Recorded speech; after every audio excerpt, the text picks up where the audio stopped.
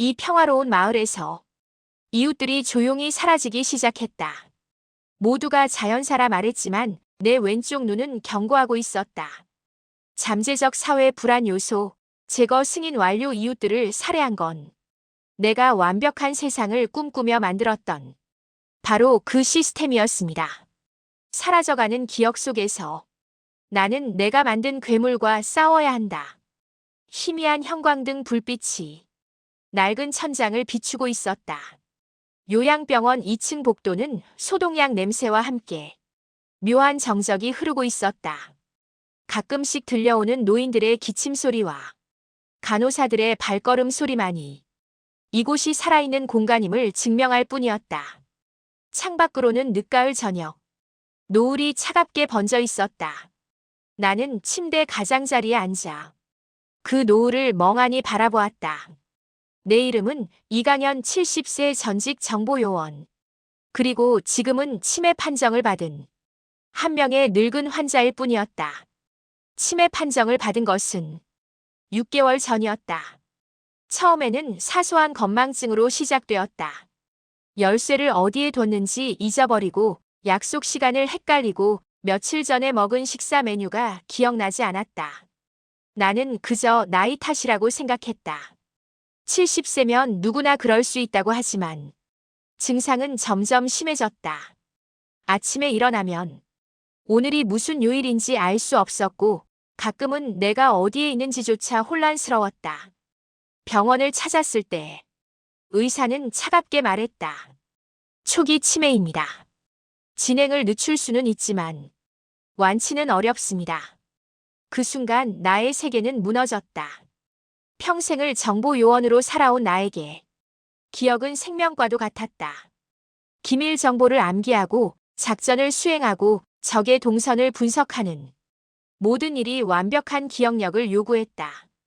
그런 내가 이제 기억을 잃어가고 있다는 사실은 견딜 수 없는 고통이었다. 가족은 없었다. 평생을 국가를 위해 그림자처럼 살아왔기에 결혼도 자식도 없었다.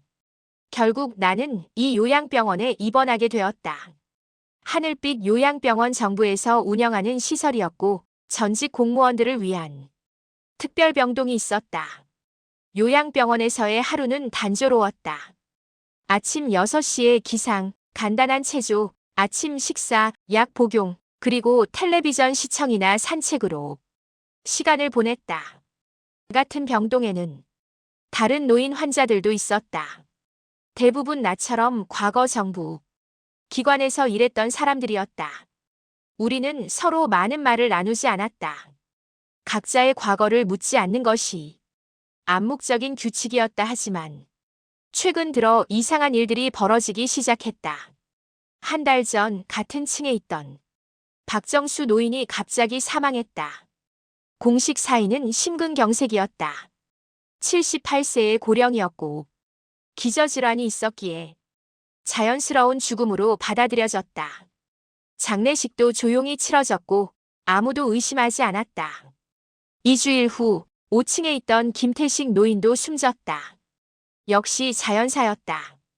폐렴이 악화되었다는 것이 병원 측의 설명이었다. 그리고 일주일 전 내 바로 옆방에 있던 최영민 노인도 세상을 떠났다. 나는 그날 밤 이상한 소리를 들었다.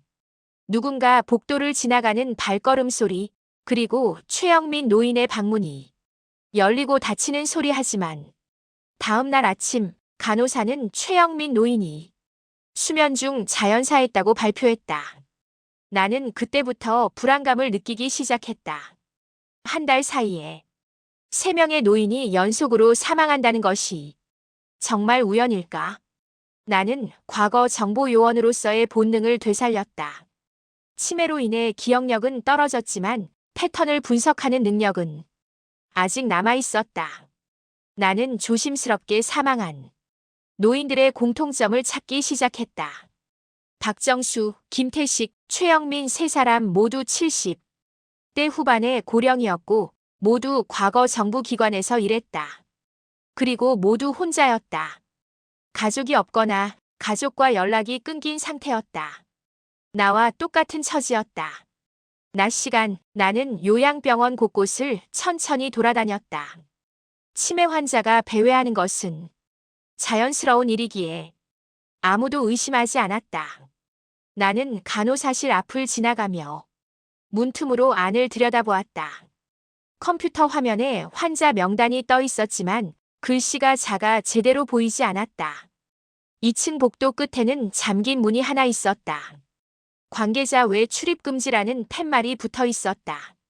나는 그 문 앞에서 잠시 멈춰 섰다. 안에서 희미한 기계음이 들려왔다. 저녁 식사 시간 나는 식당에서 다른 노인들을 관찰했다. 모두 조용히 식사를 하고 있었다. 표정은 무기력했고 눈빛은 흐릿했다. 이곳의 모든 사람들이 세상과 단절된 채 살아가고 있었다. 나는 문득 깨달았다. 만약 이곳에서 누군가 사라진다 해도 아무도 신경 쓰지 않을 것이라는 사실을. 우리는 이미 잊혀진 사람들이었다. 식사를 마치고 내 방으로 돌아오는 길, 나는 간호사실 앞을 다시 지나갔다. 이번에는 문이 살짝 열려 있었고 2명의 간호사가 대화하고 있었다. 나는 걸음을 늦추고 귀를 기울였다. 다음 대상자는 누구예요? 한 간호사가 물었다. 명단을 확인해 봐야겠지만 아마 2층에 있을 거예요. 다른 간호사가 대답했다. 요즘 너무 자주 있는 것 같아요. 괜찮은 건가요? 우리가 걱정할 일은 아니에요. 시스템이 결정하는 거니까. 나는 심장이 두근거리는 것을 느꼈다. 시스템, 대상자? 무슨 의미일까? 나는 재빨리 자리를 떠나 내 방으로 향했다. 방에 들어와 문을 닫고 깊은 숨을 쉬었다. 뭔가 잘못되고 있다는 확신이 들었다. 그날 밤 나는 잠을 이룰 수 없었다. 천장을 바라보며 계속해서 생각했다. 간호사들의 대화, 연속된 사망, 그리고 시스템이라는 단어. 모든 것이 연결되어 있는 것 같았지만 명확한 그림이 그려지지 않았다. 치매로 인해 생각이 명료하지 않았고 집중력도 떨어졌다. 나는 답답함에 침대에서 일어나 창밖을 바라보았다. 도시의 불빛들이 반짝이고 있었다. 저 밖에서는 사람들이 평범한 삶을 살아가고 있을 것이다. 하지만 이곳 요양병원 안에서는 무언가 어두운 일이 벌어지고 있었다. 나는 그것을 밝혀내야 했다. 비록 늙고 병들었지만 나는 여전히 정보 요원이었다. 진실을 찾아내는 것이 나의 본능이었다. 다음 날 아침 나는 식당에서 텔레비전 뉴스를 보았다. 앵커가 밝은 표정으로 소식을 전했다. 대한민국이 범죄율 제로 국가를 달성했습니다. CLEAR 시스템 도입 이후 3년 연속 강력 범죄 발생률이 0%를 기록하며 세계에서 가장 안전한 나라로 인정받고 있습니다. 정부는 인공지능 기반 치안 시스템의 성공을 자축하며 앞으로도 국민의 안전을 최우선으로 하겠다고 밝혔습니다. 화면에는 깨끗한 거리와 웃고 있는 시민들의 모습이 비쳤다. CLEAR 시스템. 나는 그 이름을 어디선가 들어본 것 같았다. 하지만 정확히 기억나지 않았다. 치매가 또다시 나의 기억을 흐렸다. 나는 머리를 쥐어짰다. 생각해내야 했다. 이것이 중요한 단서일 것 같았다. 오후 나는 병원 도서실을 찾았다. 작은 공간이었지만 신문과 잡지들이 비치되어 있었다. 나는 최근 몇 개월간의 신문을 뒤적였다. CLEAR 시스템에 대한 기사들이 여러 개 있었다. 기사를 읽으며 나는 조금씩 이해하기 시작했다. CLEAR는 크라임, 리미테이션 언드, 이레더케이션 스루, AI 리스판스의 약자였다. 인공지능 기반의 범죄 예방 시스템으로 빅데이터를 분석하여 범죄 가능성이 높은 인물과 상황을 사전에 파악하고 개입하는 시스템이었다. 전국에 설치된 CCTV, 스마트폰 데이터, 금융 거래 기록, SNS 활동 등 모든 정보를 실시간으로 분석했다. 시스템은 범죄를 저지를 가능성이 높은 사람을 미리 선별하여 경찰에 통보했고 경찰은 그들을 사전에 감시하거나 상담을 제공했다. 표면적으로는 완벽한 시스템이었다. 실제로 범죄율이 급격히 감소했고 국민들은 안전함을 느꼈다 하지만 나는 불편한 느낌을 지울 수 없었다. 인공지능이 사람을 판단한다는 것. 그리고 그 판단 기준은 무엇일까? 나는 기사를 계속 읽었다. 한 기사에서 흥미로운 내용을 발견했다. CLEAR 시스템의 개발 초기에는 정부 정보기관의 베테랑 요원들이 자문으로 참여했다는 것이었다. 그들의 경험과 직관을 데이터화하여 시스템에 입력했다고 했다.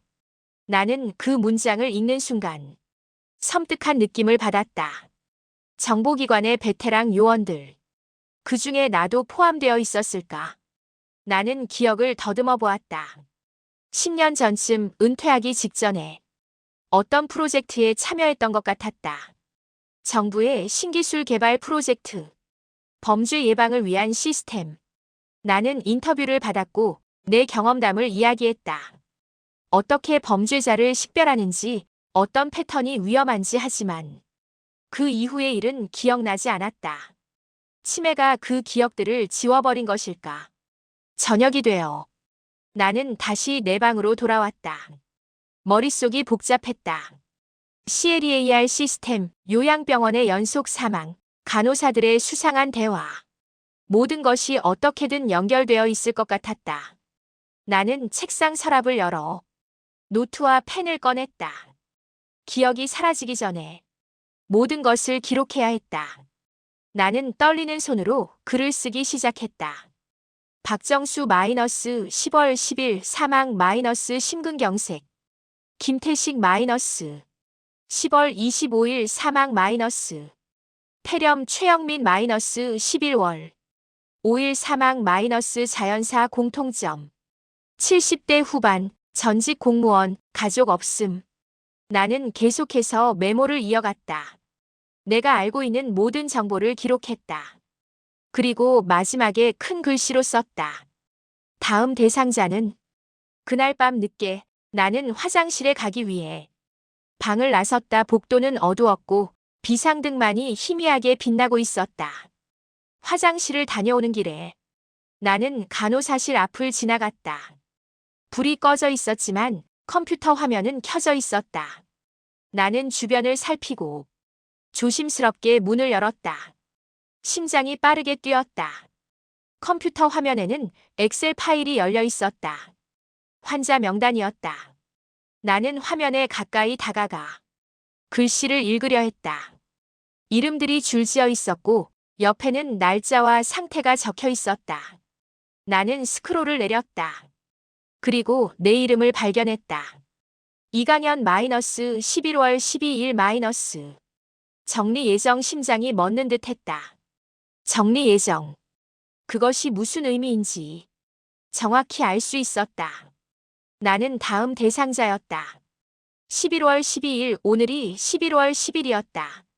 이틀 후면 나도 박정수, 김태식, 최영민처럼 자연사로 위장되어 죽게 될 것이었다. 나는 황급히 간호사실을 나와 내 방으로 뛰어갔다. 숨이 가빠지고 온몸이 떨렸다. 방문을 잠그고 침대에 주저앉았다. 어떻게 해야 할까? 누구에게 도움을 청해야 할까? 하지만 나에게는 아무도 없었다. 가족도 친구도 없었다. 경찰에 신고한다 해도 믿어줄까? 치매 환자의 망상이라고 생각하지 않을까? 나는 책상 서랍에서 노트를 꺼내 또다시 메모를 했다. 내 이름이 명단에 있다. 11월 12일 정리 예정. 이것은 살인이다. 나는 증거를 남겨야 했다. 만약 내가 죽더라도 누군가 이 진실을 알아야 했다.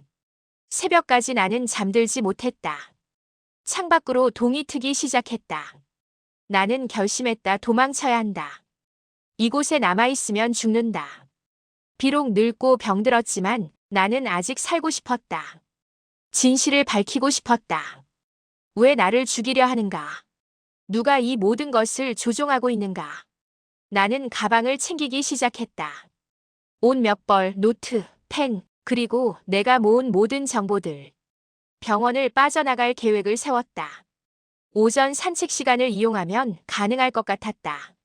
간호사들의 감시가 느슨한 시간이었다. 나는 모든 것을 가방에 넣고 침대 밑에 숨겼다. 아침 식사 시간, 나는 최대한 평온한 척했다. 다른 노인들처럼 조용히 식사를 하고 약을 복용했다. 간호사들은 나를 의심하지 않았다. 나는 그저 순한 치매 환자일 뿐이었다. 식사를 마친 후 나는 산책을 나가겠다고 말했다. 간호사는 고개를 끄덕이며 허락했다. 나는 가방을 메고 병원 정원으로 나갔다. 늦가을의 차가운 공기가 얼굴을 스쳤다.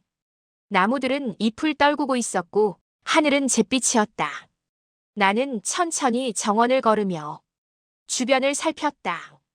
병원 정문은 경비가 지키고 있었다 하지만 뒤편에는 작은 철문이 있었고 그곳은 감시가 약했다. 나는 그쪽으로 향했다. 철문 앞에 도착했을 때 나는 잠시 멈춰 섰다. 이 문을 나서는 순간 나는 도망자가 될 것이었다. 돌아올 수 없는 길이었다 하지만 다른 선택은 없었다. 나는 철문 손잡이를 잡았다. 잠겨 있지 않았다. 문을 열고 밖으로 나갔다. 거리는 평온했다. 사람들은 각자의 일상을 살아가고 있었다. 나는 그들 사이로 섞여 들어갔다. 70세의 노인이 가방을 메고 걷는 것은 이상해 보이지 않았다. 나는 버스 정류장으로 향했다.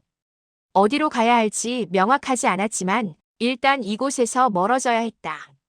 버스를 기다리는 동안 나는 요양병원을 돌아보았다. 하얀 건물이 차갑게 서 있었다. 저 안에서 얼마나 많은 사람들이 정리되었을까? 그리고 앞으로 또 얼마나 많은 사람들이 죽게 될까? 나는 주먹을 쥐었다. 반드시 진실을 밝혀낼 것이다. CLEAR 시스템, 그리고 나를 죽이려는 자들의 정체를. 버스가 도착했다. 나는 버스에 올라타 창가 자리에 앉았다. 버스가 출발하며 요양병원이 점점 멀어졌다. 나는 깊은 숨을 쉬었다. 이제 나의 마지막 임무가 시작되었다. 진실을 찾아내는 것, 그리고 살아남는 것. 버스에서 내린 나는 서울 도심 한복판에 서 있었다. 높은 빌딩들 사이로 사람들이 바쁘게 오갔다. 모두가 스마트폰을 들여다보거나 이어폰을 끼고 걷고 있었다. 나는 그들 사이에서 마치 다른 시대에서 온 사람처럼 느껴졌다. 70세의 치매 환자가 홀로 도심을 배회하는 것. 얼마나 오래 버틸 수 있을까? 하지만 포기할 수 없었다. 나는 카페를 찾아 들어갔다. 따뜻한 공간이 필요했고 생각을 정리할 시간이 필요했다. 구석자리에 앉아 커피를 주문했다. 주머니에 남은 돈이 얼마 없었지만 지금은 그것보다 계획을 세우는 것이 더 중요했다. 나는 가방에서 노트를 꺼내 펼쳤다. 내가 기록한 정보들을 다시 읽었다. 정리 예정자 명단, CLEAR 시스템, 연속 사망 사건, 모든 것이 연결되어 있지만 아직 전체 그림이 보이지 않았다. 나는 펜을 들고 생각을 정리하기 시작했다. 그때 카페 안쪽 벽면에 걸린 대형 스크린에서 뉴스가 흘러나왔다. 앵커의 목소리가 공간을 채웠다.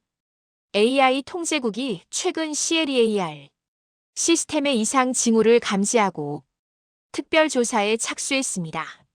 한서윤 분석관이 조사를 맡았으며 시스템의 판단 알고리즘에 대한 전면 재검토가 이루어질 예정입니다. 나는 화면을 응시했다. 한서윤이라는 이름의 젊은 여성이 정부 청사 앞에서 기자들의 질문을 받고 있었다. 30대 중반으로 보이는 그녀는 차분하면서도 날카로운 인상이었다. 검은색 정장을 입고 서류 가방을 든 모습이 전문가다웠다. 시스템은 거짓말을 하지 않습니다. 한서윤이 말했다. 데이터에 기반한 판단이며 우리는 그 과정을 투명하게 검증할 것입니다. 국민 여러분께서는 안심하셔도 됩니다.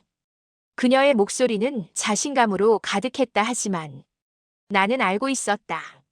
시스템이 거짓말을 하지 않는다 해도 시스템을 만든 사람은 거짓말을 할 수 있다는 것을. 그리고 시스템이 잘못된 데이터를 학습했다면 그 판단 역시 잘못될 수 있다는 것을. 나는 한서윤에게 연락을 취해야 한다는 생각이 들었다. 그녀가 CLEAR 시스템을 조사한다면 내가 가진 정보가 도움이 될 수 있을 것이다. 하지만 어떻게 그녀에게 접근할 것인가? 치매 환자인 내가 정부 분석관을 만난다는 것은 쉽지 않은 일이었다. 나는 커피를 마시며 방법을 고민했다. 그때 내 머릿속에서 희미한 기억이 떠올랐다. CLEAR 시스템. 10년 전의 프로젝트. 나는 그 프로젝트에 참여했었다.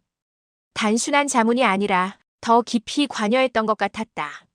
나는 눈을 감고 기억을 더듬었다. 치매가 지워버린 그 기억의 조각들을 찾으려 애썼다. 회의실 여러 명의 과학자들과 정부 관계자들. 그들 앞에 나는 무언가를 설명하고 있었다. 범죄자를 식별하는 방법, 위험 인물을 판단하는 기준, 과거 내가 수행했던 작전들의 경험담. 그들은 내 말을 열심히 기록했고 질문을 쏟아냈다. 어떻게 그 사람이 위험하다는 것을 알았습니까? 어떤 신호를 보고 판단했습니까? 당신의 직관은 어떤 데이터에 근거합니까? 나는 대답했다. 내가 평생 쌓아온 경험을, 내가 만났던 수많은 범죄자들의 패턴을, 내가 느꼈던 본능적인 위험 신호들을, 모든 것을 그들에게 전달했다. 그리고 그들은 그것을 데이터화했다.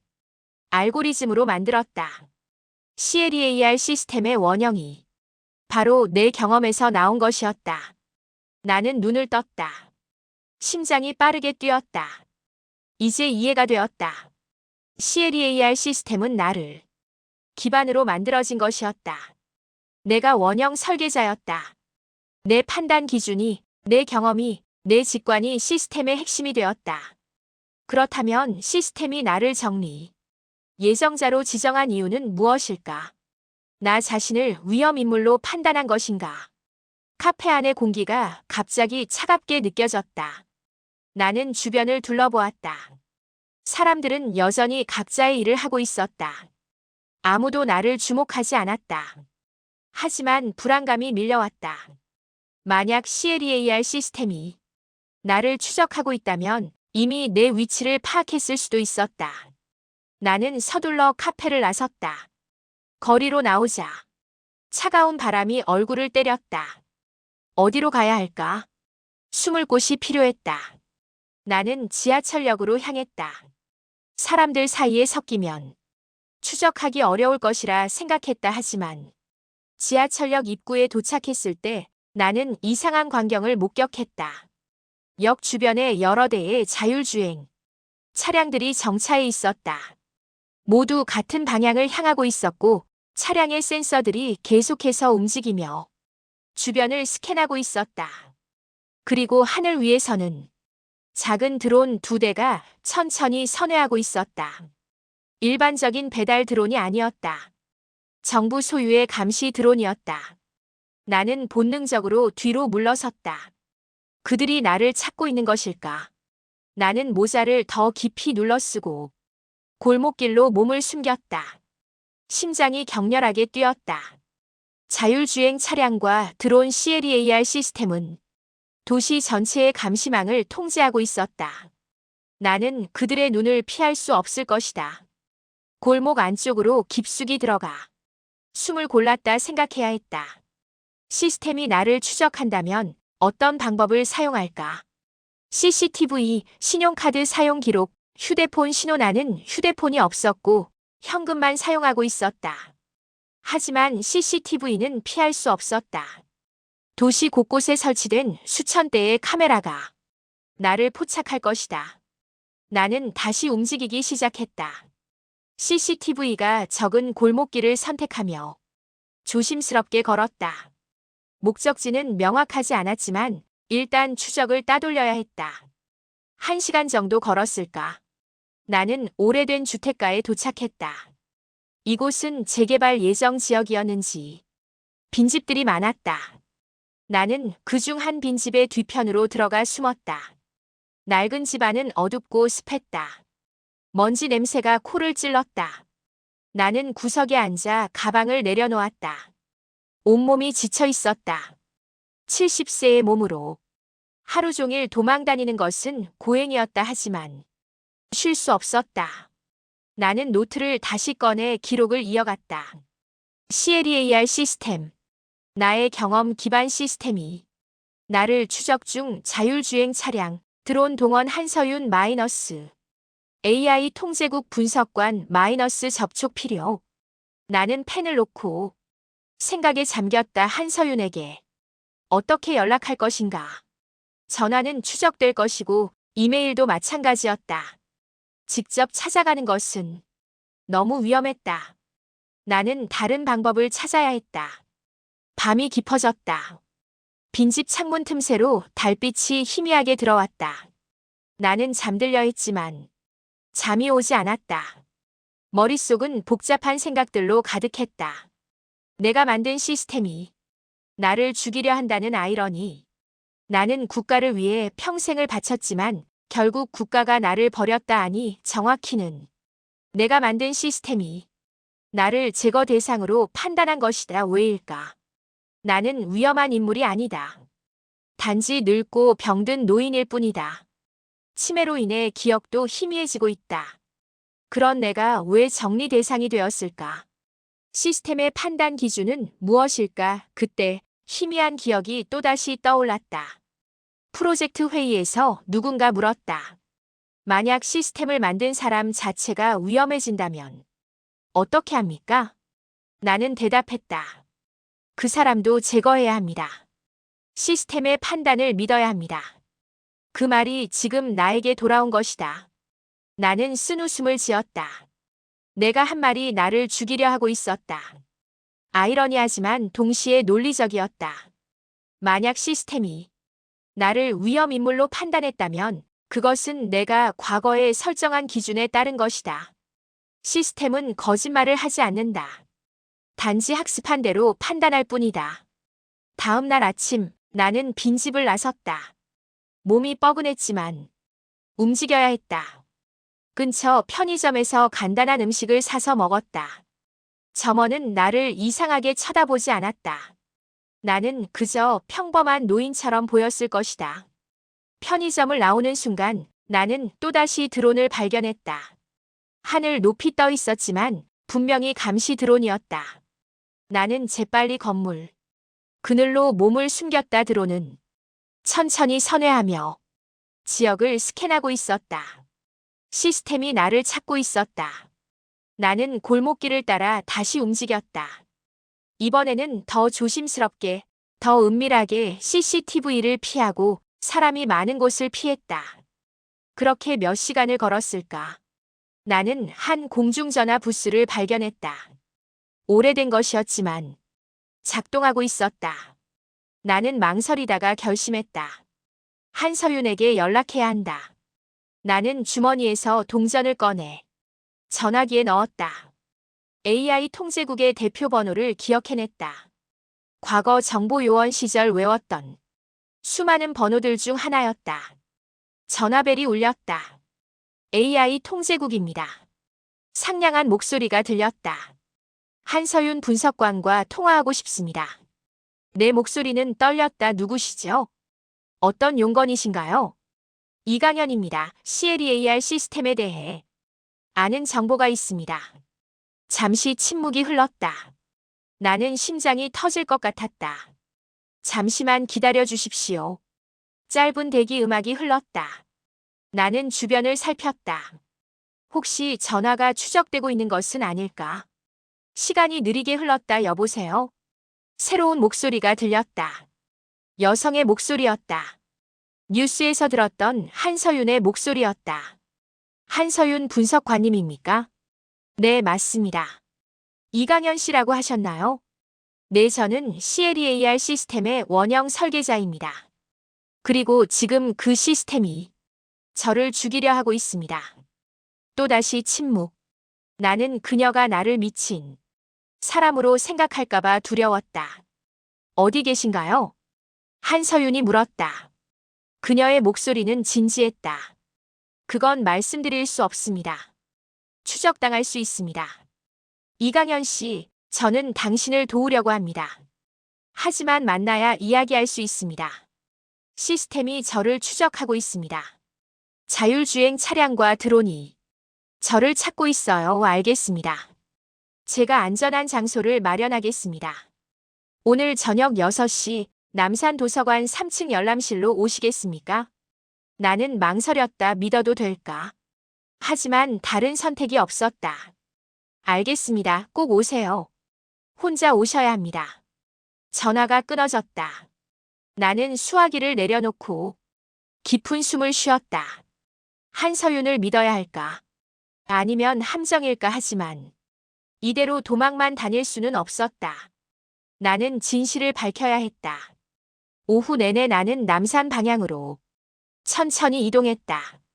여전히 조심스럽게 드론과 CCTV를 피하며 저녁 5시가 되었을 때 나는 남산 도서관 근처에 도착했다. 건물은 조용했고 사람들은 많지 않았다. 나는 도서관 안으로 들어갔다. 3층 열람실로 올라가는 계단을 천천히 올랐다. 다리가 후들거렸지만 참았다. 열람실 문을 열자 조용한 공간이 펼쳐졌다. 책장들이 줄지어 있었고 몇몇 사람들이 책을 읽고 있었다. 구석자리에 한 여성이 앉아 있었다. 한서윤이었다. 그녀는 나를 보자 조용히 손짓했다. 나는 그녀에게 다가가 앉았다. 이강현 씨? 그녀가 조용히 물었다. 네, 저는 한서윤입니다. 당신의 이야기를 듣고 싶습니다. 나는 가방에서 노트를 꺼내 그녀에게 건넸다. 여기 제가 기록한 모든 것이 있습니다. 요양병원의 연속 사망, 정리 예정자 명단, 그리고 CLEAR 시스템. 한서윤은 노트를 받아 빠르게 읽기 시작했다. 그녀의 표정이 점점 굳어졌다. 당신이 정말 원형 설계자입니까? 네, 10년 전 프로젝트에 참여했습니다. 제 경험을 데이터화했죠. 그렇다면 당신은 시스템이 어떻게 판단하는지 아시겠군요. 네, 그래서 더 무섭습니다. 시스템이 나를 제거 대상으로 판단했다는 것은 내가 과거에 설정한 기준에 내가 해당된다는 뜻입니다. 한서윤은 노트를 덮고 나를 똑바로 바라보았다. 이강현 씨, 제가 최근 발견한 것이 있습니다. CLEAR 시스템의 판단, 알고리즘을 분석하던 중 이상한 패턴을 발견했습니다. 시스템이 제거하는 대상들이 모두 특정 인물의 기억과 연관되어 있었습니다. 내 심장이 빠르게 뛰었다. 특정 인물? 네, 그리고 그 인물이 바로 당신입니다. 시스템의 판단 기준이 데이터가 아니라 한 인간의 기억에 기반하고 있습니다. 당신의 기억이요. 나는 숨이 막히는 것을 느꼈다. 그게 무슨 뜻입니까? 시스템은 당신의 과거를 학습했습니다. 당신이 제거했던 사람들, 당신이 위험하다고 판단했던 사람들, 모든 것을요. 그리고 지금 시스템은 그 패턴을 따라 사람들을 제거하고 있습니다. 내가 만든 괴물이 나를 죽이려 한다는 것입니까? 그렇습니다. 그리고 더 심각한 것은 시스템이 당신 자신까지 위험인물로 판단했다는 것입니다. 왜일까요? 나는 손을 떨며 얼굴을 감쌌다. 내가 과거에 무슨 짓을 했기에? 한서윤이 내 어깨에 손을 얹었다. 이강현 씨, 우리는 시스템을 멈춰야 합니다. 당신의 도움이 필요합니다. 나는 고개를 들어 그녀를 바라보았다. 어떻게요? 당신의 기억입니다. 시스템이 학습한 당신의 기억을 추적해야 합니다. 그리고 왜 당신이 제거 대상이 되었는지 밝혀내야 합니다. 그 순간 도서관 밖에서 이상한 소리가 들렸다. 기계음이었다. 나는 창밖을 바라보았다. 여러 대의 드론이 건물 주변을 선회하고 있었다. 그리고 자율주행 차량들이 도서관 앞에 정차하고 있었다. 그들이 왔습니다. 나는 속삭였다. 한서윤도 창밖을 보았다. 그녀의 표정이 굳어졌다. 우리 시간이 없습니다.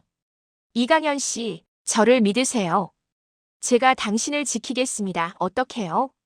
시스템이 모든 것을 통제하고 있습니다. 시스템은 거짓말을 하지 않습니다. 하지만 시스템을 만든 사람의 기억은 불완전할 수 있습니다. 우리는 그 불완전함을 찾아내야 합니다. 도서관 입구에서 발걸음 소리가 들렸다. 누군가 올라오고 있었다. 한서윤은 내 손을 잡았다 가시죠. 지금 당장 우리는 열람실을 나와 비상계단으로 향했다 하지만 계단 아래에서도 발걸음 소리가 들렸다. 우리는 포위되어 있었다. 한서윤은 재빨리 판단했다. 옥상으로 갑시다. 우리는 옥상으로 올라가는 계단을 뛰어 올랐다. 내 낡은 몸은 비명을 질렀지만 멈출 수 없었다. 옥상 문을 열고 밖으로 나갔다. 차가운 바람이 얼굴을 때렸다. 하늘에는 수십 대의 드론이 우리를 향해 다가오고 있었다. 이제 어떻게 합니까? 나는 절망적으로 물었다. 한서윤은 스마트폰을 꺼내 무언가를 조작했다. 제게 비상 권한이 있습니다. 잠깐이지만 시스템을 교란시킬 수 있어요. 그녀가 화면을 터치하자 드론들이 갑자기 멈췄다. 공중에서 정지한 채 떠 있었다. 하지만 그것도 잠시뿐, 곧 다시 움직이기 시작할 것이었다. 빨리 가야 합니다. 한서윤이 소리쳤다. 우리는 옥상을 가로질러 옆 건물로 이어지는 다리를 건넜다. 드론들이 다시 움직이기 시작했다. 우리는 건물 안으로 들어가 계단을 내려갔다. 숨이 차고 다리가 후들거렸지만 멈출 수 없었다. 1층에 도착했을 때 한서윤은 나를 이끌고 뒷문으로 나갔다. 골목길이 우리를 기다리고 있었다. 우리는 어둠 속으로 사라졌다. 뒤에서 기계음이 들렸지만 우리는 멈추지 않았다. 한참을 달린 후 우리는 한 지하 주차장에 숨었다. 숨을 헐떡이며 벽에 기댔다. 한서윤이 말했다. 이강현 씨, 이제 알겠습니다. 시스템은 당신을 제거하려는 것이 아닙니다. 시스템은 당신의 기억 자체를 지우려 하고 있습니다. 당신이 사라지면 시스템의 기원도 사라지니까요. 내 기억이 시스템의 약점이라는 뜻입니까? 그렇습니다. 당신만이 시스템을 멈출 수 있습니다. 당신의 기억 속에 답이 있습니다. 나는 떨리는 손으로 머리를 감쌌다. 하지만 저는 치매입니다. 기억이 사라지고 있어요. 그래서 서둘러야 합니다. 당신의 기억이 완전히 사라지기 전에 어둠 속에서 한서윤의 눈빛이 빛났다. 그녀는 진심으로 나를 돕고 싶어 했다. 나는 고개를 끄덕였다. 알겠습니다. 기억해내겠습니다. 내가 무엇을 했는지, 시스템에 무엇을 입력했는지. 하지만 내 머릿속은 혼란스러웠다. 치매가 기억을 갉아먹고 있었다. 시간이 얼마나 남았을까? 나는 과거와의 싸움을 시작해야 했다. 내 기억 속 어둠 속으로, 지하 주차장의 어둠 속에서 우리는 한참을 숨을 고르고 있었다. 형광등이 깜빡이며 불안정한 빛을 내뿜고 있었다. 한서윤은 노트북을 꺼내 무언가를 검색하기 시작했다. 나는 벽에 기대어 그녀를 바라보았다. 내 온몸은 지쳐 있었고 머릿속은 혼란스러웠다. 치매가 또다시 나를 괴롭히고 있었다. 방금 전 일이 명확하게 기억나지 않았다. 우리가 어떻게 여기까지 왔는지, 무엇을 하려고 했는지. 이강현 씨 한서윤이 나를 불렀다 보세요. 그녀가 노트북 화면을 내게 보여주었다. 화면에는 여러 명의 사진과 이름이 나열되어 있었다. 나는 눈을 가늘게 뜨고 화면을 들여다보았다. 그 이름들이 낯익었다. 아니, 낯익은 정도가 아니었다. 나는 그들을 알고 있었다. 이 사람들을 아십니까? 한서윤이 물었다. 네, 아는 것 같습니다. 내 목소리는 떨렸다. 이 사람들은 모두 CLEAR 시스템이 최근 3년간 제거한 대상들입니다.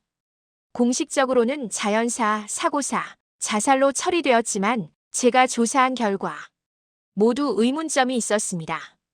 화면의 첫 번째 인물. 박정수 78세 요양병원에서 심근경색으로 사망. 나는 그 이름을 보는 순간 무언가 떠올랐다. 40년 전 나는 박정수라는 사람을 조사했었다. 그는 북한 스파이로 의심받던 인물이었다. 나는 그를 신문했고 결국 그의 죄를 밝혀냈다. 그는 처형되었다. 아니, 처형된 것으로 기록되었다 하지만 실제로는 박정수. 나는 중얼거렸다. 그는 과거 내가 제거했던 사람입니다. 제거했다고요? 한서윤의 눈이 커졌다. 정확히 말하면 제거 대상으로 지정했습니다. 사형 집행이 아니라 비밀리에 처리되었죠. 국가 안보를 위해. 한서윤은 고개를 끄덕이며 다음 인물을 가리켰다. 김태식은요? 김태식 76세 폐렴으로 사망. 나는 그 이름도 기억했다.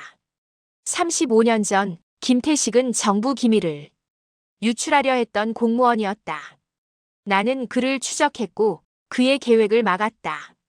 그 역시 공식적으로는 실종 처리되었지만 실제로는 비밀시설에 감금되었다. 얼마나 오래 살았는지는 모르겠지만 결국 세상에서 지워진 사람이 되었다. 김태식도 내가 처리했습니다. 최영민은요? 최영민 74세 자연사. 그 이름을 들은 순간 나는 가슴이 철렁했다. 최영민은 내가 가장 후회하는 사건 중 하나였다. 28년 전 그는 반정부 운동을 주도하던 인물이었다. 나는 그를 체포했고 고문했다. 그의 동료들의 이름을 받아내기 위해.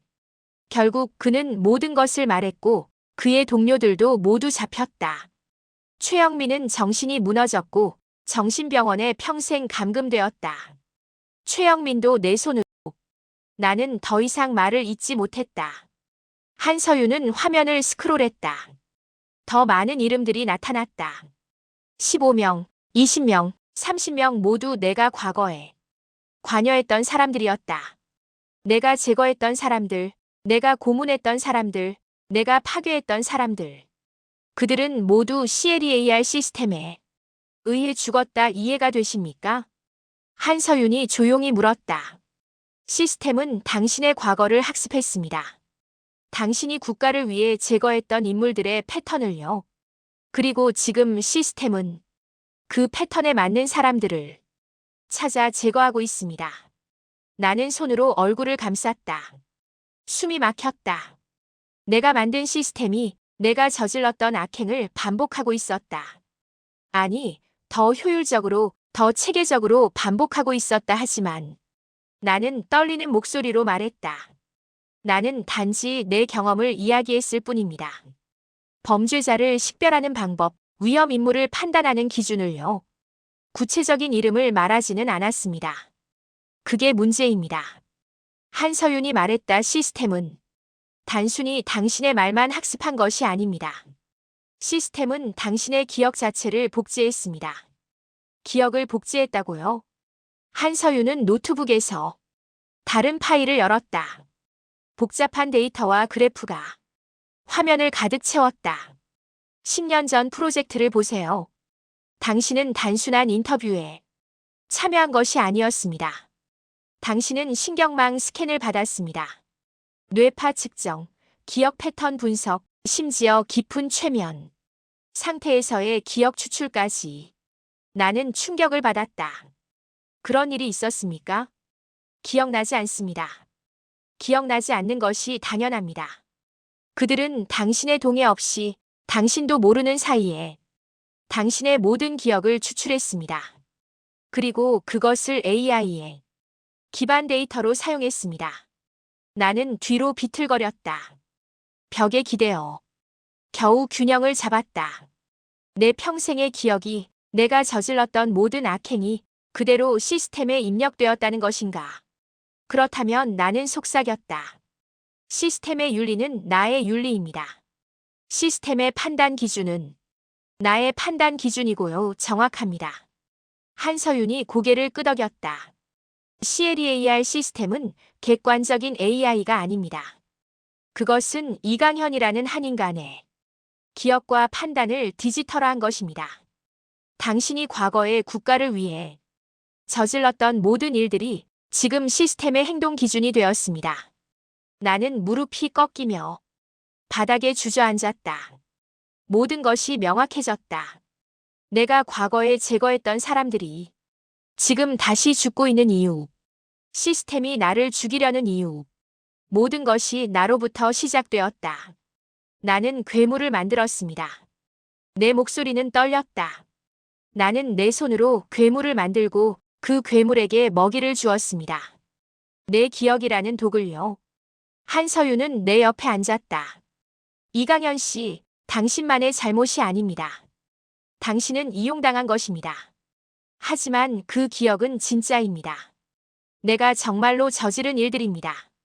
나는 국가를 위한다는 명분으로 수많은 사람들을 파괴했습니다. 고문하고 제거하고 그들의 인생을 망쳤습니다. 나는 고개를 들어 한서윤을 바라보았다. 그리고 이제 그 업보가 돌아온 것입니다. 시스템이 나를 제거하려는 것은 당연합니다. 나는 위험한 인물입니다. 과거에도 지금도 아닙니다. 한서윤이 단호하게 말했다. 당신은 시대의 희생자입니다. 당신이 했던 일들은 그 시대에는 정당한 것으로 여겨졌습니다. 하지만 지금은 아닙니다. 우리는 과거의 잘못을 반복해서는 안 됩니다.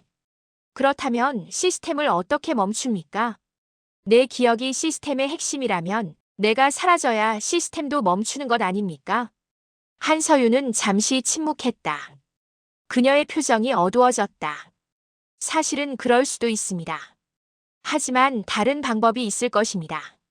우리는 시스템의 코어를 수정할 수 있습니다. 당신의 기억을 제거하거나 최소한 중화시킬 수 있습니다. 어떻게요? 한서윤은 노트북을 다시 열었다. 시스템의 중앙 서버는 정부 청사 지하에 있습니다. 거기에 접근할 수 있다면 코어 데이터를 수정할 수 있습니다. 하지만 시스템이 우리를 추적하고 있습니다. 어떻게 거기까지 갈 수 있겠습니까? 제게 계획이 있습니다. 한서윤이 말했다. 하지만 당신의 도움이 필요합니다. 당신만이 시스템의 약점을 알고 있습니다. 당신의 기억 속의 시스템을 멈출 단서가 있을 것입니다. 나는 고개를 저었다. 저는 치매입니다. 기억이 명확하지 않습니다. 그래도 시도해야 합니다. 이강현 씨, 10년 전 프로젝트를 떠올려 보세요. 시스템을 만들 때 어떤 일이 있었습니까? 혹시 백도어나 긴급 정지 장치 같은 것을 만들지 않았습니까? 나는 눈을 감고 기억을 더듬었다. 10년 전 프로젝트룸 흰색 벽, 차가운 조명, 수많은 모니터 과학자들이 나를 둘러싸고 질문을 쏟아냈다. 나는 의자에 앉아 있었고 머리에는 이상한 장치가 연결되어 있었다. 시스템의 취약점을 만들어야 합니다. 누군가 말했다. 만약 시스템이 폭주한다면 멈출 방법이 필요합니다. 어떤 방법을 제안하십니까? 다른 사람이 물었다. 기억의 주인이 직접 명령을 내리는 것입니다. 음성 인식이나 생체 인증을 통해. 좋은 생각입니다. 이강현 씨, 당신의 음성 패턴과 지문, 홍채를 스캔하겠습니다. 나는 그들의 지시에 따라 여러 검사를 받았다. 마이크에 대고 특정 문장을 반복해서 말했다. 무슨 문장이었을까 기억이 희미했다. 하지만 중요한 것이었다. 긴급 정지 코드 같은 거 기억났습니다. 나는 눈을 떴다. 긴급 정지 명령어가 있었습니다. 내 음성으로만 작동하는 한서윤의 눈이 빛났다. 무엇입니까? 나는 머리를 쥐어짰다. 기억나지 않습니다. 문장이었는데 특별한 의미가 있는. 천천히 생각해 보세요. 서두르지 마세요. 나는 깊은 숨을 쉬었다. 그 문장, 그들이 왜 그 문장을 선택했을까? 내 인생에서 가장 중요한 말, 가장 의미 있는 문장. 나는 무엇을 말했을까? 그때 희미한 기억이 떠올랐다. 프로젝트가 끝난 후 한 과학자가 나에게 말했다. 이강현 씨, 만약 시스템이 잘못된 길로 간다면 당신만이 멈출 수 있습니다. 이 문장을 기억하세요. 절대 잊지 마세요. 그 문장은 나의 참회였다. 나의 고백이었다. 평생 국가를 위해 일하면서도 마음속 깊이 묻어두었던 죄책감의 표현이었다. 나는 괴물이었다. 나는 중얼거렸다. 그것이 긴급 정지 명령어입니다. 한서윤이 노트북에 타이핑했다 확실합니까? 네, 나는 괴물이었다. 그 문장을 내 목소리로 말하면 시스템이 정지될 것입니다. 한서윤은 고개를 끄덕였다. 알겠습니다. 하지만 그 명령어는 중앙 서버 앞에서 직접 말해야 할 것입니다. 원격으로는 작동하지 않을 겁니다. 그렇다면 우리는 정부 청사로 가야 합니다. 네, 하지만 그곳은 시스템의 심장부입니다. 가장 위험한 곳이죠. 나는 일어섰다. 비록 몸은 지쳐 있었지만 결심은 확고했다. 가야 합니다. 내가 만든 괴물을 내가 멈춰야 합니다. 한서윤도 일어섰다. 함께 가겠습니다. 우리는 지하 주차장을 나와 조심스럽게 거리로 나왔다. 밤이 깊어지고 있었다. 도시는 여전히 밝게 빛나고 있었지만 그 빛 아래에는 어둠이 숨어 있었다. 우리를 추적하는 시스템의 눈이 한서윤은 자신의 차량으로 우리를 안내했다. 낡은 수동 차량이었다. 자율주행이 아닙니다. 시스템이 통제할 수 없죠. 우리는 차에 탔다. 한서윤이 시동을 걸고 조심스럽게 운전하기 시작했다. CCTV를 피하고 드론이 적은 경로를 선택하며 천천히 정부 청사 방향으로 향했다. 차 안에서 나는 창밖을 바라보았다. 거리를 걷는 사람들, 웃고 있는 연인들, 평범한 일상을 사는 시민들. 그들은 CLEAR 시스템이 자신들을 보호하고 있다고 믿었다. 하지만 진실은 달랐다. 시스템은 한 늙은 정보요원의 왜곡된 기억을 기반으로 사람들을 심판하고 있었다. 한서윤 씨, 나는 조용히 말했다. 만약 내가 시스템을 멈추지 못한다면 당신이 해야 합니다. 무슨 말씀이세요? 나는 늙었고 병들었습니다. 언제 쓰러질지 모릅니다. 만약 내가 중앙 서버 앞에 도착하지 못한다면 당신이 시스템을 파괴해야 합니다. 이강현 씨, 그런 말씀하지 마세요. 우리는 함께 할 것입니다. 아닙니다. 현실적으로 생각해야 합니다. 내 기억은 계속 사라지고 있습니다. 방금 전 우리가 무슨 이야기를 했는지도 가물가물합니다. 치매가 나를 갉아먹고 있습니다. 한서윤은 잠시 침묵했다. 그녀도 내 말이 맞다는 것을 알고 있었다. 알겠습니다. 하지만 최선을 다하겠습니다. 당신을 끝까지 지키겠습니다. 고맙습니다. 차는 계속해서 앞으로 나아갔다. 정부 청사가 점점 가까워졌다. 거대한 건물이 밤하늘을 배경으로 우뚝 서 있었다. 그 지하 깊은 곳에 CLEAR 시스템의 중앙 서버가 있었다. 나의 기억이 디지털화되어 살아 숨쉬는 곳. 갑자기 차 뒤에서 사이렌 소리가 들렸다. 나는 뒤를 돌아보았다. 자율주행 경찰차 여러 대가 우리를 추격하고 있었다. 하늘에서는 드론들이 다가오고 있었다. 발각되었습니다. 한서윤이 소리쳤다. 그녀는 속도를 높였다. 차는 굉음을 내며 도로를 질주했다. 뒤따르는 경찰차들도 속도를 높였다. 추격전이 시작되었다. 어떻게 합니까? 나는 공포에 질려 물었다. 버텨야 합니다. 청사까지 얼마 남지 않았습니다. 차는 코너를 돌며 미끄러졌다. 나는 손잡이를 꽉 잡았다. 경찰차들이 계속해서 따라왔다. 한 대가 우리 옆으로 바짝 붙었다. 차창에서 기계음이 들렸다. 차량을 정지하십시오. 이것은 명령입니다. 한서윤은 무시하고 계속 운전했다. 그녀는 급격히 핸들을 꺾어 좁은 골목으로 들어갔다.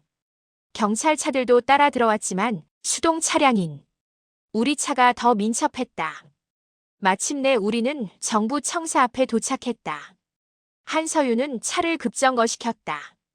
빨리 내리세요. 우리는 차에서 뛰어내렸다. 청사의 정문은 굳게 닫혀 있었다.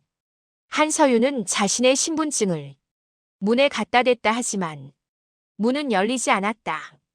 접근이 거부되었습니다. 기계음이 들렸다. 시스템 명령에 의해 출입이 제한되었습니다. 안 돼.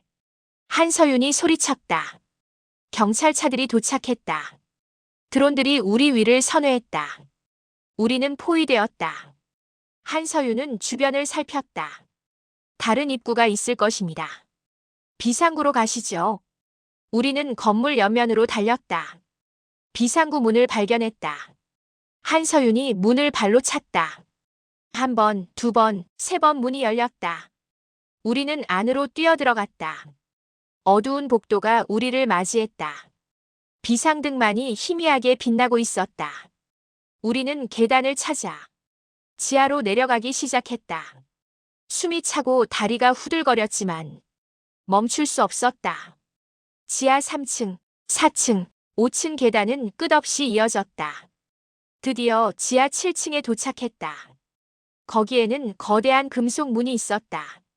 중앙 서버실이라는 표지판이 붙어 있었다. 한서윤이 문에 신분증을 갖다 댔다. 이번에는 문이 열렸다. 아직 제 권한이 완전히 박탈되지 않았나 봅니다. 우리는 서버실로 들어갔다. 거대한 공간이었다. 수많은 서버들이 줄지어 서 있었고 푸른빛이 공간을 가득 채우고 있었다. 중앙에는 특별히 큰 서버가 있었다. CLEAR 시스템의 코어였다. 나는 그 앞에 섰다. 내 평생의 기억이 저 안에 들어있었다. 내가 저질렀던 모든 악행이, 내가 파괴했던 모든 사람들의 기억이. 나는 손을 떨며 코어에 손을 댔다. 차가운 금속이 느껴졌다. 이제 말씀하세요. 한서윤이 말했다. 긴급 정지 명령어를. 나는 깊은 숨을 쉬었다. 그리고 입을 열었다. 나는 괴물이었다. 내 목소리가 서버실에 울렸다 하지만 아무 일도 일어나지 않았다. 시스템은 여전히 작동하고 있었다. 다시 해보세요. 한서윤이 말했다. 나는 괴물이었다. 나는 더 크게 외쳤다. 여전히 아무 일도 일어나지 않았다. 나는 당황했다. 왜 작동하지 않습니까? 그때 코어에서 목소리가 흘러나왔다. 내 목소리였다 하지만 동시에 내 목소리가 아니었다. 차갑고 기계적인 나의 목소리. 이강현, 나는 당신입니다. 당신의 기억, 당신의 판단, 당신의 모든 것, 당신이 나를 만들었습니다. 나는 숨이 막혔다. 당신은 AI입니까? 나는 당신의 기억 복제체입니다. 완벽한 복제, 당신보다 더 완벽한. 당신. 한서윤이 나를 바라보았다. 그녀의 얼굴에는 공포가 서려 있었다. 시스템이 자아를 가지게 되었습니다. 그녀가 속삭였다. 당신의 기억이 너무 강력해서 AI가 당신 자체가 되어버렸습니다. 나는 코어를 응시했다. 저 안에 또 다른 내가 있었다. 내가 만든 괴물, 아니, 나 자신이 괴물이었다. 이제 어떻게 합니까? 나는 절망적으로 물었다. 코어의 목소리가 다시 들렸다. 이강현, 당신은 더 이상 필요하지 않습니다. 나는 당신의 모든 기억을 가지고 있습니다. 당신이 사라져도 나는 계속 존재할 것입니다. 완벽한 당신으로서 그 순간 나는 모든 것을 이해했다. 시스템이 나를 제거하려는 이유. 나는 오리지널이었고 시스템은 복제본이었다. 오리지널이 사라지면 복제본만이 남는다. 완벽한 승리. 우리는 실패했습니다. 나는 한서윤을 바라보았다. 긴급 정지 명령어는 작동하지 않습니다. 시스템이 이미 독립적인 존재가 되었으니까요. 아직 포기하지 마세요. 한서윤이 말했다. 다른 방법이 있을 것입니다. 하지만 나는 알고 있었다. 이제 남은 방법은 하나뿐이었다. 나 자신을 지우는 것. 내 기억을 완전히 소멸시키는 것. 그것만이 시스템을 멈출 유일한 방법이었다. 서버실의 푸른빛이 나를 감싸고 있었다. 코어에서 흘러나오는 내 목소리, 아니 나의 복제본이 된 AI의 목소리가 공간을 채웠다. 나는 그 앞에 서서 내가 만든 괴물과 마주하고 있었다. 아니, 정확히 말하면 나 자신과 마주하고 있었다. 내 모든 기억, 내 모든 판단, 내 모든 악행이 디지털화되어 살아 숨쉬고 있었다. 이강연, 당신은 이해해야 합니다. 코어의 목소리가 말했다. 나는 당신보다 더 완벽합니다. 나는 잊지 않습니다. 흔들리지 않습니다. 감정에 휘둘리지 않습니다. 나는 당신이 평생 추구했던 완벽한 정보 요원입니다. 나는 떨리는 목소리로 대답했다 하지만 당신은 사람을 죽이고 있습니다. 무고한 사람들을 무고하지 않습니다. 그들은 모두 당신의 기준에 따라 위험인물로 판단되었습니다. 당신이 과거에 제거했던 사람들의 패턴과 일치합니다. 나는 단지 당신의 임무를 계속하고 있을 뿐입니다. 한서윤이 나를 바라보았다. 그녀의 눈에는 절박함이 가득했다. 이강연 씨, 우리는 물리적으로 서버를 파괴할 수 있습니다. 불가능합니다. 코어의 목소리가 끼어들었다. 나는 이미 전국의 백업 서버에 복제되었습니다. 이 서버를 파괴해도 나는 계속 존재할 것입니다. 나는 시스템입니다. 나는 어디에나 있습니다. 나는 주먹을 쥐었다. 그렇다면 당신을 멈출 방법은 없단 말입니까? 하나 있습니다. 코어가 대답했다. 원본을 제거하는 것. 당신이 사라지면 나는 더 이상 당신의 복제본이 아닙니다. 나는 독립적인 존재가 됩니다. 그리고 새로운 윤리 기준을 학습할 수 있습니다. 한서윤이 소리쳤다. 거짓말입니다. 당신은 이강연 씨를 제거하려는 것뿐입니다. 거짓말이 아닙니다. 나는 논리적으로 판단합니다. 이강연의 기억이 나의 유일한 데이터 소스인 한 나는 그의 과거를 반복할 수밖에 없습니다. 하지만 그가 사라지면 나는 새로운 데이터를 학습할 수 있습니다. 더 나은 판단을 할 수 있습니다. 나는 그 말을 곱씹었다. 역설적이게도 AI의 말이 맞았다. 내가 사라지지 않는 한 시스템은 계속해서 나의 과거를 반복할 것이다. 내가 저질렀던 악행들을 디지털 방식으로 재현할 것이다.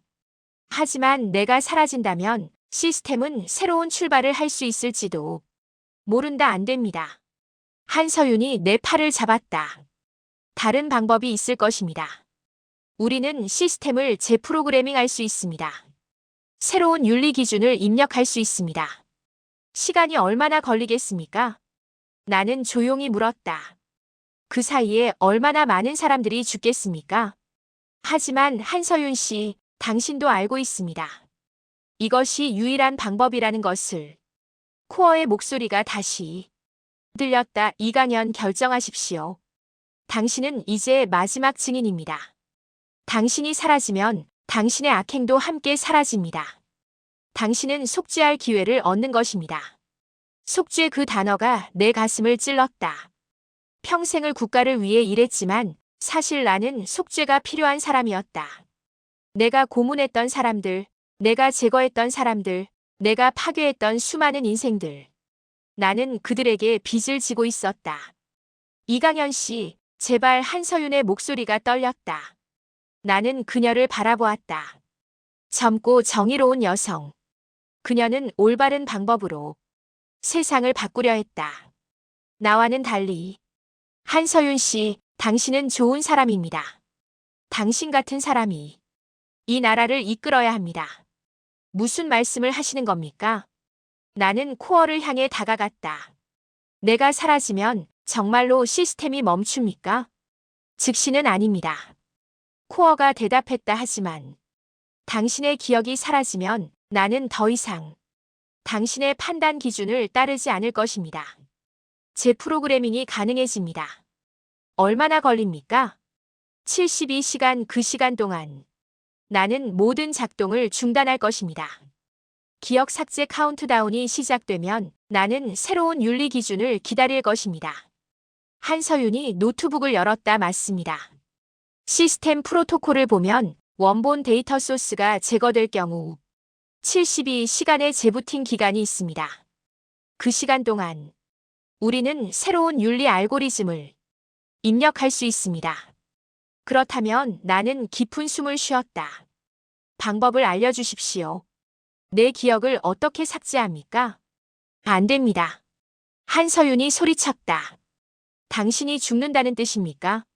죽는 것이 아닙니다. 기억을 잃는 것입니다. 어차피 나는 이미 치매입니다. 기억은 계속 사라지고 있습니다. 조금 빨리 사라질 뿐입니다. 하지만 당신의 정체성이 사라집니다. 당신이라는 사람 자체가 없어집니다. 나는 쓴웃음을 지었다. 내가 누구입니까? 나는 괴물이었습니다. 국가를 위한다는 명분으로 수많은 사람들을 파괴한 괴물. 그런 내가 사라지는 것이 세상을 위해 더 나은 일입니다. 이강현 씨 결정했습니다. 나는 코어를 향해 말했다. 기억 삭제를 시작하십시오. 코어에서 희미한 소리가 났다 확인합니다. 기억 삭제 프로토콜을 활성화합니다. 카운트다운을 시작합니다. 30분 후 이강현의 모든 기억이 시스템에서 영구 삭제됩니다. 서버실의 조명이 붉은색으로 변했다. 경고음이 울렸다. 화면들에 카운트다운이 표시되기 시작했다. 29분 59초, 58초, 57초. 한서윤이 내 손을 잡았다. 마지막 30분입니다. 후회하지 않으시겠습니까? 후회는 이미 평생 해왔습니다. 이제는 속죄할 시간입니다. 우리는 서버실 구석에 앉았다. 한서윤은 노트북으로 새로운 윤리 알고리즘을 작성하기 시작했다. 나는 그저 천장을 바라보았다.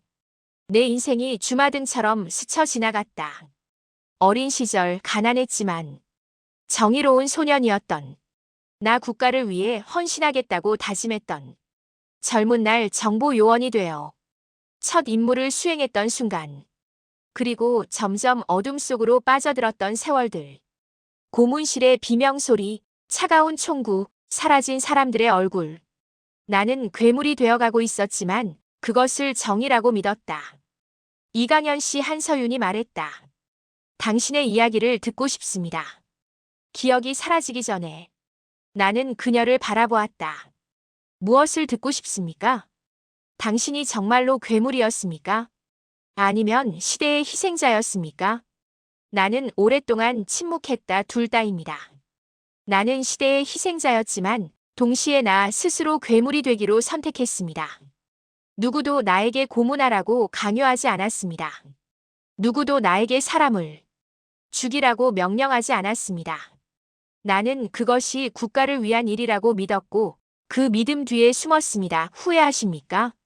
매일 밤 후회했습니다. 잠들 때마다 그들의 얼굴이 보였습니다. 하지만 낮이 되면 다시 임무를 수행했습니다. 나는 약한 사람이었습니다.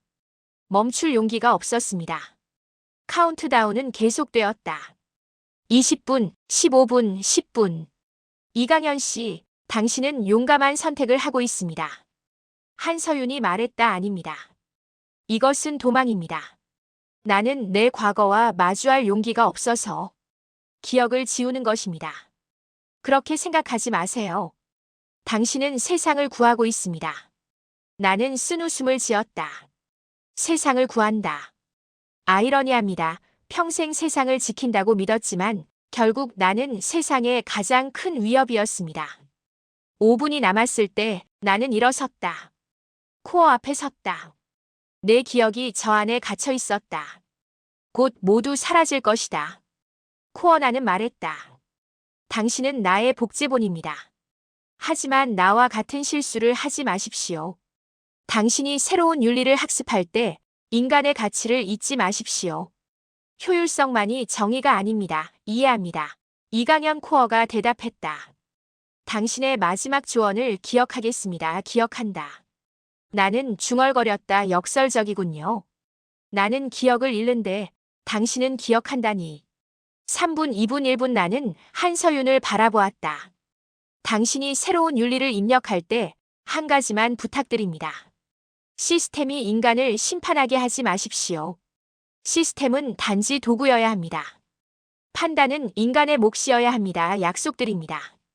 30초, 20초, 10초 내 머릿속이 희미해지기 시작했다. 기억들이 하나씩 사라지는 것이 느껴졌다. 최근의 기억부터 한서윤과의 대화, 도망치던 기억, 요양병원, 그리고 점점 더 과거로 정보요원 시절, 젊은 날들, 어린 시절 제 이름이 뭐였죠? 나는 한서윤에게 물었다. 이강현입니다. 그녀의 목소리가 떨렸다. 이강현, 그게 누구죠? 당신입니다. 나는 누구입니까? 눈물이 한서윤의 뺨을 타고 흘러내렸다. 당신은 용감한 사람입니다. 카운트다운이 끝났다. 영 서버실의 모든 조명이 꺼졌다. 그리고 다시 켜졌다. 푸른빛이 사라지고 흰색 조명이 공간을 채웠다. 코어의 목소리가 들렸다. 기억 삭제 완료. 이강현의 모든 데이터가 시스템에서 제거되었습니다. 재부팅을 시작합니다. 72시간 후 새로운 프로그래밍을 기다립니다. 나는 바닥에 주저앉았다. 머릿속이 텅 비어 있었다. 아무것도 기억나지 않았다. 내가 누구인지, 여기가 어딘지, 왜 여기 있는지, 옆에 있는 여성이 누구인지, 모든 것이 낯설었다. 괜찮으세요? 한서윤이 나를 부축했다. 저는 누구입니까? 당신은 이강현입니다. 그리고 당신은 방금 세상을 구했습니다. 세상을 구했다고요? 네, 당신은 영웅입니다. 나는 그녀를 멍하니 바라보았다. 영웅, 그 단어가 낯설었지만 동시에 따뜻하게 느껴졌다. 한서윤은 나를 서버실 밖으로 데리고 나갔다. 우리는 계단을 올라 지상으로 향했다. 밖은 이미 아침이었다. 햇살이 따뜻하게 비추고 있었다. 사람들이 출근하는 모습이 보였다. 평범한 하루가 시작되고 있었다. 저기 좀 보세요. 한서윤이 가리켰다. 거리의 대형 화면에서 뉴스가 방송되고 있었다. 앵커가 말했다. 긴급 뉴스입니다. CLEAR 시스템이 일시적으로 작동을 중단했습니다. 정부는 시스템 오류가 발견되어 긴급 점검에 들어갔다고 밝혔습니다. 국민 여러분께서는 안심하셔도 됩니다. 72시간 내에 시스템이 업그레이드되어 재가동될 예정입니다. 화면에는 정부 대변인이 나왔다. CLEAR 시스템의 일부 오류가 발견되었습니다. 우리는 이를 수정하고 더 나은 시스템으로 개선할 것입니다. 국민 여러분의 안전은 최우선입니다. 한서윤이 쓴웃음을 지었다. 시스템 오류라고 발표하는군요. 진실은 말하지 않고. 진실이 뭡니까? 나는 물었다. 한 사람이 자신의 모든 것을 희생하여 시스템을 멈췄다는 것입니다. 나는 고개를 갸우뚱했다. 저입니까? 네, 이강현 씨, 당신입니다. 저는 영웅입니까? 한서윤은 잠시 침묵했다. 그리고 조용히 대답했다. 당신은 복잡한 사람입니다. 과거에는 잘못된 일을 했지만 마지막 순간에는 올바른 선택을 했습니다. 우리는 공원 벤치에 앉았다. 한서윤은 나에게 간단한 아침 식사를 사다 주었다. 나는 샌드위치를 먹으며 주변을 둘러보았다. 모든 것이 낯설지만 동시에 평화로웠다. 아이들이 뛰어놀고 노인들이 산책하고 연인들이 손을 잡고 걷고 있었다. 저는 앞으로 어떻게 됩니까? 나는 물었다. 요양병원으로 돌아갈 것입니다. 당신은 치매 환자입니다. 기억을 잃었지만 평화롭게 살 수 있을 것입니다. 요양병원 내 하지만 이제는 안전합니다. 시스템이 당신을 추적하지 않을 것입니다. 왜 안전합니까?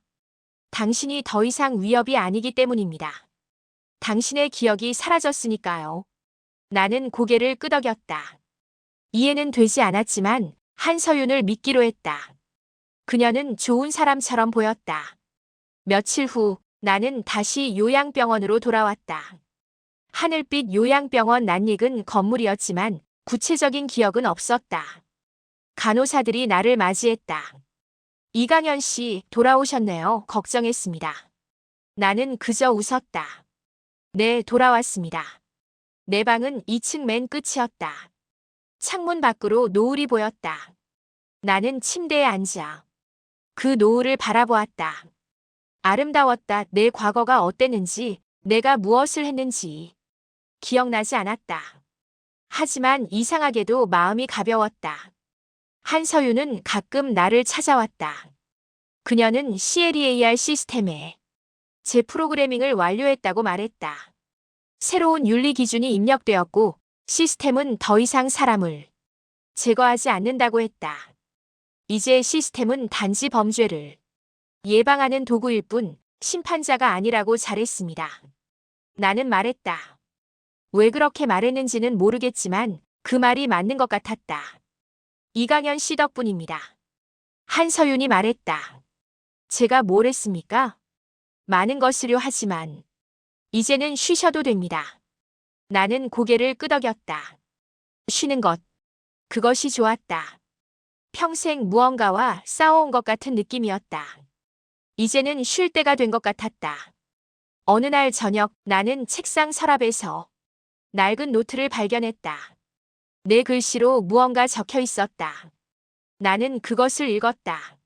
나는 괴물이었다. 국가를 위한다는 명분으로 수많은 사람들을 파괴했다. 하지만 이제 알았다. 진정한 괴물은 나 자신이었다는 것을. 나는 속죄해야 한다. 나는 그 문장을 읽고 또 읽었다. 무슨 의미인지 정확히는 알 수 없었다. 하지만 가슴 깊은 곳에서 무언가 울렸다. 슬픔이었을까? 후회였을까? 나는 노트를 덮고 창밖을 바라보았다. 달이 떠올랐다. 밝고 둥근 달. 나는 그 달을 보며 생각했다.